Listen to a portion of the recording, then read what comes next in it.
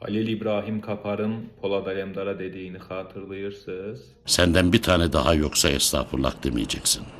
Eyvallah diyeceksin. Təvazökar olmaq yaxşı bir şeydir. Əgər siz təvazökarsınızsa, hadisələrə doğru baxış bucağından baxırsınız. Çünki sizdə yaxşı olan şeylərin heç biri bilavasitə sizin özünüzlə bağlı deyil. Birincisi, özlərini ultra ağıllı, zəki, savadlı, gözəl, yaraşıqlı, karizmatik sayan insanlar əksər hallarda yanılırlar. Onlar düşündükləri qədər gözəl, ağıllı, zəkalı və bacarıqlı deyillər. Bundan əlavə özlərini savadlı, ağıllı sanan insanlar da əslində o qədər ağıllı olmurlar. Çünki ağıllı insan anlayır ki, onun bildiyi şeylərdən çox bilmədiyi şeylər var. Bilmədiyi şeylərin çoxluğunu anlayan insan özünə savadlı və ya ağıllı deməz.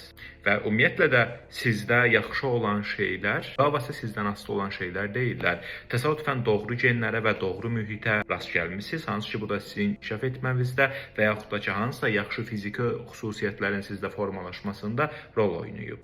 Və insanın özündən asılı olmayan şeylər özündən razılıq səbəbi ola bilməzlər.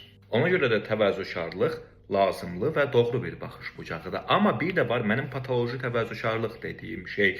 Bu zaman insan özündə olan yaxşı xüsusiyyətləri tamamilə görməzdən gəlir. Əşi, burada nə var ki, hamının edə biləcəyi şeylərdir, ya da bu xüsusiyyət hamıda var, o qədər də böyüdüləcək bir şey deyil, o qədər də şişirdiləcək bir şey deyil kimi cümlələr qurmağa başlayır. Bu cür fikirlərə sahib olur. Sizin əşi, boş şeydir dediyiniz xüsusiyyətlər bəlkə də bir çox insanların xəyalı olan şeylərdir. Bir çox insanlar o bacarıqlara yiyələnmək istəyirlər və sizə həsədlə baxırlar. Onlar çox çalışırlar ki, o bacarıqlara yiyələnsinlər ya da həmin xüsusiyyətlərin sahibi olsunlar. Ona görə də heç bir yaxşı xüsusiyyət, əşi, boş şeydir, sikirtmək lazım deyil. Belə cümlələrə heç bir yaxşı xüsusiyyət layiq deyil. Öz yaxşı xüsusiyyətlərinizin qədrini bilin və özünüz də daxil olmaqla heç kimə icazə verməyin ki, sizin yaxşı tərəflərinizə boş şeydir məntiqi ilə yanaşsınlar. İndi başa düşdünüz, Halo niyə belə deyirdi? Eyvallah.